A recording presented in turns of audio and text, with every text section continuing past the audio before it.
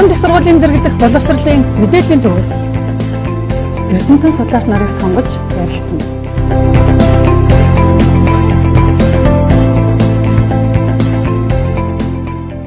Сайн бацхан эрхэм хүндэт үзэгчдээ Орон их сургуулийн дэргэдэх боловсрол мэдээллийн төвийн эрдэмтэнтэй ярилцах цаг энэ удаагийн нэвтрүүлэгт маань Шинэ ухааны технологийн сургуулийн мэдээлэл холбооны технологийн сургуулийн компьютер ухааны салбарын эрхлэгч Эрдэнэтбатар, Монгол их сургуулийн хэрэглээний шинэ ухаан инженерийн сургуулийн дэд профессор Ладаа Аравсал нар урагдан оролцож байна.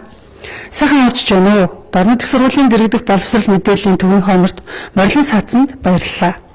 Бидний ярилцлага дээд боловсролын шинжилгээний хүрээнд тэр дундаа орчин үеийн сургалтын хэлбэрийн өөрчлөлтийн шинжилгээний тухай ярилцах болно. Чухам яагаад сургалтын хэлбэр өөрчлөгдөх болов? Нийгмийн хэрэгцээ шаардлага нь юу байв? Суралцах үйл ажиллагаа бол технологид дагаад их өөрчлөгдөж байна. Одоо сүүлийн үед гол ярьдаг шиг хандлага бол юу гэхээр одоо сургалтыг яавал өргөөжтэй болгох уу гэдэг талаас нь харж үзье. Тэгэхээр өргөөжтэй болохоос багш нь онолдог тэр хуучин уламжлалт тогтоомд таталцаанаас аль болох татгалзаж оюутан төвтэй тийм сургалт руу хаасайг одоо шилжих болсон. За тэгэхээр яг ийм сургалтыг зохион байгуулахад мэдээллийн технологи бол гол хүргэдэг хэрэгсэл нь болж ингэж өөрчлөгдөж байна. Тэгээд зөвхөн хоёр юм байна. Нэгдүгээрт бол энэ Монгол улсад оюутны 91.4% Улаанбаатар. Тэгээд тэр чинь өөрөө юу гэсэн үг вэ? Нэг тодорхой хэмжээний дэд боловсрол эзэмшигсэн цагаачлал өгч. Тэгээд тэр хүүхдүүд чинь Улаанбаатарт сурна.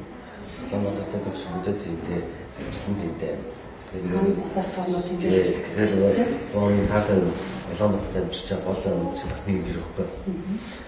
Тэгэхээр дэд боловсролыг зөвхөн Улаанбаатарт биш орон нутагт чанартай сайн болох гэдэг асуудал. Энэ асуудал. Энэ зайн сургуулийн төвүүдэд ажиллаж ярьж тодорхой хэрэгцээтэй мэргэжлийн хичээлүүдийг болцоод нэгдүгээр видеоконференцийг тайлбар ажиллаж Улаанбаатар салгаж болж нөлөөсөл онлайн явуулж болж бас нэг дараагийн асуудал нь юу гэсэн гэхээр централизованный жишээлбэл энэ бол онлайн орчин бол бүгдийг багштай бацаах хангалттай байна. Тэгээд тэрийг тавьчихвч багш бол одоо үүрэг нь бол олж биш туслахч өөрөлд хүүхд юмс хогтон тусалдаг байдаг. Тэгээ энийг дагаад явбал яалтчихгүй сургалт бол зөвхөн орон нутгийн хэлбэрээр нэрэлтэй онлайн сургалт, талбай сургалт гэсэн хэлбэрээр шилжижсээр байгаа байна.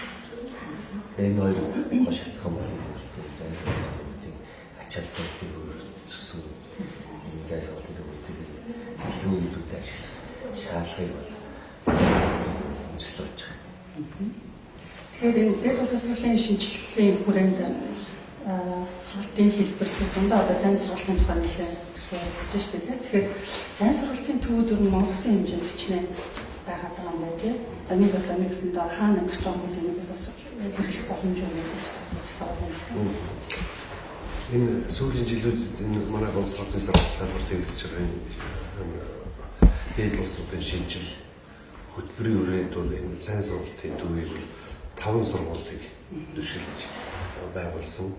Улаанбаатар хотод бол Монгол Улсын боловсролын их сургууль, за зүүн бүсэд Дорнод их сургууль, за баруун талдаа болохоор Ховд их сургууль, Монгол Улсын их сургуулийн Завханд салбар сургууль, боловсролын их сургуулийн Архангайд салбар сургууль, ийм 5 сургууль дунд байгуулж одоо ашиглаж байгаа.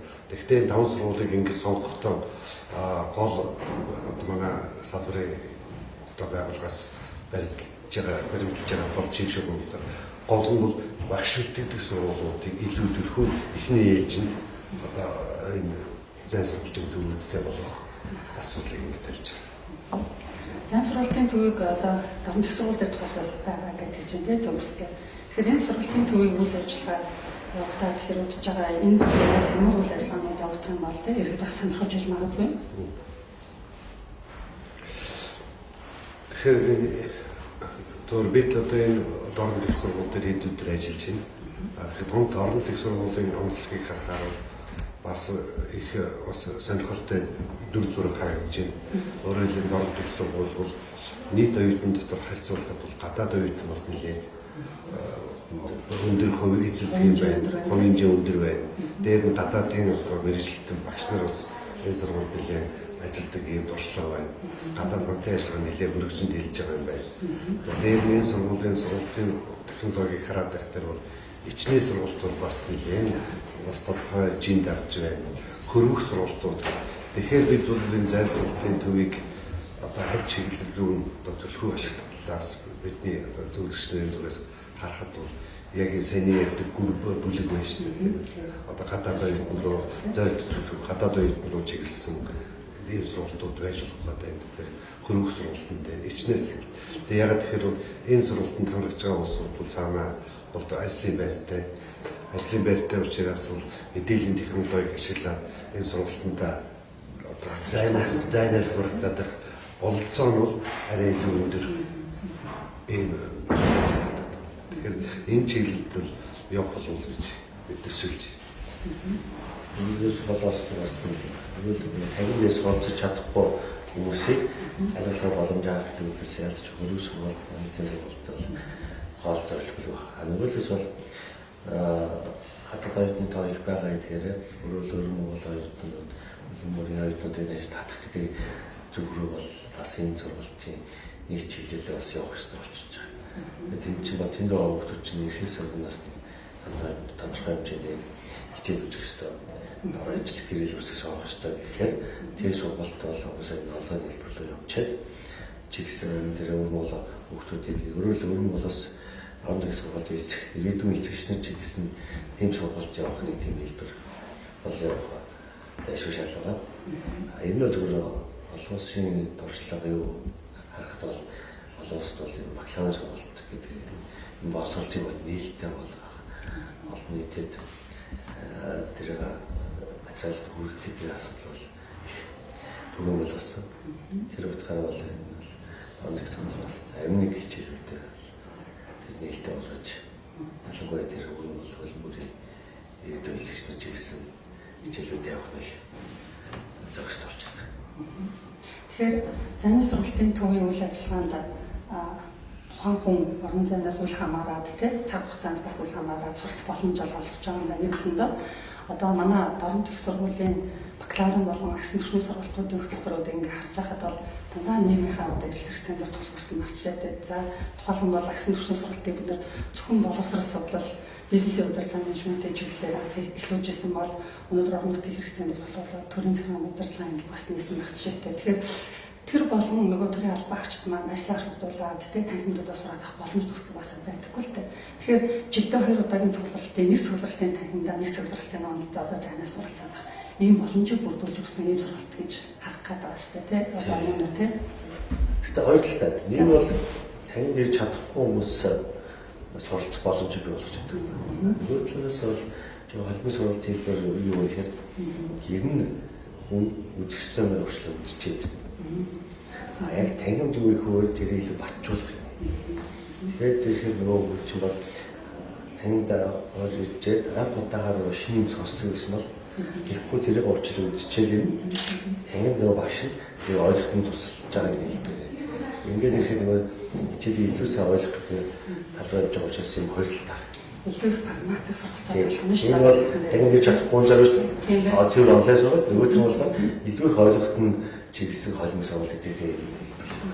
Тэр холбоо сургалтыг жоохон тодруулаад хэлээч манай бас багш нар болон иргэд бас сонирхож байна. Холбоо сургалт гэдэг бол ерөөсөө хуучин танхимд үздэг байсан гэрчээгээд гэрчээ ирсэн танхимд хийж байгаа. Тэр утгаараа юу гэхээр гэрчээ хүний хэлийг сонсдог гэсэн бол тэр тэгсэн бичлэг юм уу материалыг гэртээ үзчихэд байна. Танхим дээр болохоор нөгөөх ойлгоход нь илүү тийм багаар ажилласан ярилцаа хийсэн байлаа. Илүү тийм идэвхтэй хэлбэрээр нөгөөх ойлгоход нь тусалж байгаа. За тэгэхээр энэ зайн сургалт гэдэг бол дорнод сургуулийн бакалаврын болоод агсын түвшний сургалтуудыг авах хүсэж байгаа хэн бүхэнд бол одоо боломж олгосон ийм сайхан одоо сургалтын хэлбэрээр тий одоо технологийн шинжилгээ гэж харж болохоор ийм сайхан зүйл байгаа бас тодруулж бас хэлхэн зүйтэй байна. За зайн сургалтын одоо арга зүйг түгээн дэлгэрүүлэхдээ бас бидний асуудал байдаг тийм яг одоо бид нар техникийн хувьд одоо ямар байгаа вэ? Тэнд бэлтгэгдсэн хүн хүчний асуудал ямар байгаа вэ тийм ямар цаг хугацаанд яаж төлөвлөлтөөр явагдах вэ гэдэг ийм удирдлага зохион байгуулалтын чиглэлийн асуудал бас байгаа. Энэ бүгд дээр төслийн багийн одоо зүгээс ямар дэмжлэг аргацсан зөвлөгөө өгч явдаг вэ? За энэ дээр бол дөрөвний хэлсэн яг ийм зай сургалтын төв 5 их сургууль дээр байж байгаа. За энэ 5 дотроо бол Монгол улсын боловсролын их сургууль бол одоо голлох төвөр гэж явж байгаа. За тэгээд тэнд одоо бэлтгэгдсэн зай сургалтыг энэ хөтөлбөрийг яаж боловсруулах вэ? Зай сургалтын хичээлийг яаж бэлтгэх вэ? Тэгээд юу гэнгаах вэ? Ямар технологиг ашиглах вэ гэдэг дээр тэр төвөөс бусад төвүүдийн багш нарыг оролцуулсан. Тэгээд сургалтуудыг явуулаад эхэлчихсэн. Тэгээд одоо энэ зай сургалтын төв байгуулагдсан сургууль болгоос тодорхой тооны одоо багш нар бол тэр сургалтанд хамрагдж байгаа. Бас мөн яг тэрийг өөрийг нь бас зай хэлбэрээр явуулж байгаа. Тэгэхээр энэ мээр өөрөөр зай сургалтын технологиг бараг хичээлийг яаж бэлдэх вэ, яаж явуулах вэ гэдгийг бол давхар суралцаад тэгээд өөрийнхөө сургуулийн нэг хичээлийг жишээ болгоод материал бэлдэж эхэлж байгаа. За тэгэхээр энэ дээр энэ бол одоо яг энэ зай сургалтын технологиг багш нар эзэмших юм таатай болцоо энэ төслийн хүрээнд ингээ олгоо явж байгаа. Монгол улсад аймагуд руу сумууд руу мэдээд хэмжээний шоу татаж сүлжээ бол дэг бүтцийн шийдэх асуудал хийх. Өөрөлд яг хатууд ирсэн хийгдсэн. Тэр бүтцээр амьдрал юу түгээх үү гэдэг асуудал нь их хоцордуулаад байгаа байхгүй. Тэгэхээр тэрний нэг боломж бол энэ дэг бүтцээр амьдралж бол мэдлэг түгэх. Хүмүүсийг сурах гэдэг асуудал байна. Тэр сая хэлдэг бол энэ зай сургалтын төвүүдэд амьдрал нэгдүгээр сургуулж өгчээ. Хоёрдугаар энэ сургууль явуулахдаа лидийн аймагуудын хамруулж байгаа гэдэг бол яг биеинд бас туршлагын солилцох үйл явуулж байна. Бас тэрийг дамжуулаад бас нэг хурал эдэмшигний хурал хийх асуудал бас бид төлөвлөж байна. Тэгэхээр өөрөөртөө өсч чад туршлагуудаа бас хаваалцах асуудал үүснэ. Дэд бүтцүүд бол нэг нэгдсэн дэд бүтц рүү оруулах юм бас зорж байгаа. Тэгээд тэрхээр харьцаа хийн ямар хичээл оруулж байна. Тэр хичээл нь ямар хөө бүтцтэй гэдгээс бас харилцан тусалцах тийм боломж үүсэж байна. Түрэн дээр нэмээд нэг зүйл хэлэхэд дээд боловсролын салбарт болохоор одоо энэ дээд боловсролын шинжилгээний төсөл байна. Ерөнхий боловсролын сургуулийн төвшөнд болохоор хятадын засгийн газрын хөнгөлөлтөд зээлийн хүрээнд зүйл шин зууны боловсрол гэж төсөл хэрэгжээд дуусж байгаа. Тэгээ энэ төслийн шин зууны боловсрол төслийн хүрээнд улсын хэмжээнд бүх ерөнхий боловсролын сургуулиудын багш нарт бол орчин үеийн одоо ноутбук, компьютер өгсөн сургуулиудыг интернетийн холбох тэр холболтын асуудлыг шийдэж өгсөн. Тэгэхээр өөрөөр хэлбэл юм юу хэлээд байна гэхээр энэ хоёр дээд боловсрол, ерөнхий боловсрол, тэгээ ерөнхий боловсролын сургуульд ажиллаж байгаа багш нарын одоо давтан сургах тэр асуудлуудыг бол бас энэ зай сургалтын төвүүдэд дамжуулаад хийх одоо технологийн болцоо бол улам өргөн болж нэгдсэн гэж ингэж ойлгож байна. Тэгэхээр дээд боловсролын шинжилгээ төслийн хүрээнд яригдж байгаа хийж байгаа энэ үйл ажиллагаууд бол зөвхөн дээд боловсрол биш. Нөгөө боловсролын бүхэл түвшинд ингэж уялдаа холбоотой шалтгаан хатгаар ингэж зохион багшийн хөгжлийн асуудал тэгээд цаашлаад юм боловсролын чанарыг өөрчлөх шинжилгээгээр тач холбогдлолтой юм сайн төслөж байгаа гэж харж байна. За ер нь багшны одоо хоёр багшаа ярьж байгаа зүйлээс ингэ харж байхад манай бүс нутаг өөрийнхөө онцлогтой одоо нийгмийн эдийн засгийн хөгжлийн хувьд бол одоо үеийн одоо нэлээд устдаа тэргүүн тий байр суурь эзэлсэн. За тэгээ алсын хаан нэлээд одоо зүүн бүс нутагтаа одоо хөгжлийн тодорхойлогч бүс нутгийн хөгжлийн тулгуур хот гэл ингээл яриад бол бид орон нутгийн мангас бол байгаа. За орон нутгийн сургуулийн хувьд болохоор бүс нутгийн тэгээ нийгмийн эдийн засгийн хөгжлийг манлайлдаг шилдэг судлаач бүтээгчдийг одоо төрүүлэх ийм эрхэм зорилготойгоо явж байгаа ийм одоо хамт олонны нэг. Тэгээд энэ одоо зорилгодоо хүрэхэд энэ хамгийн одоо үүдийн гол төлөвлөгөө нь болж байгаа юм. Бас нэг одоо сургалтын шинжилгээ энэ одоо үйл ажиллагаанд бас нэлээд төхөн болно гэж харж байна. Тэгээд төслийн хугацаанд зөвхөн одоо үүдийн багш нарт үдийг оюутнууд руу чиглэсэн бас юу хийж болох вэ? Тэгээд зайн сургалтын төвөөр дамжуулж яг үл энэ оюутнууд маань бас нэг сонирхож бас асуух тийм ээ. Энэ зүйл дөрөвдгийн онцлог гэдгийг харахад бол эдгээр сая юу гэдэг дөрөвд аймаг өөрөө үүсэн Монгол ус 90 оноос өмнө тэр яг гол түлхэгдсэн үйлдвэрлэлийн бий болох гэдэг утгаас маш том давуу байгуулж байсан. Тэгээд дагаад энд бол хөрлөө байна. Том үйлдвэрүүд бол байгуулагдж ирсэн туршлага ярьсан. Уулуурхаас өвчин дээрээс улаан зарлагын станц. Нөгөө нэг онцлог нь бол хоёр хэвтэйг орох. Тэр утгаараа бол түрүүн бас хэлтэй доодаг сурвал хамгийн том онцлог бол энэ Монгол улсын ихтэй зурглууд донд бол нэгт орохоор гадаад оюутны эзлэх хөрөг.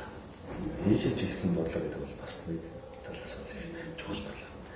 Өөрөөр хэлбэл Монгол оюутнуудаас оюутан сурах шилмэл оюутнуудын сонгон шалгуулж авах гэдэг бол эргээд энэ сургуулийн өөрийнх нь судалгаа шинжилгээ энэ бүс нутгийн бүтээн байгуулалтанд оролцох шилдэгүүдийг цуглуулах бас нэг тодорхой үүрэг үүсгэх.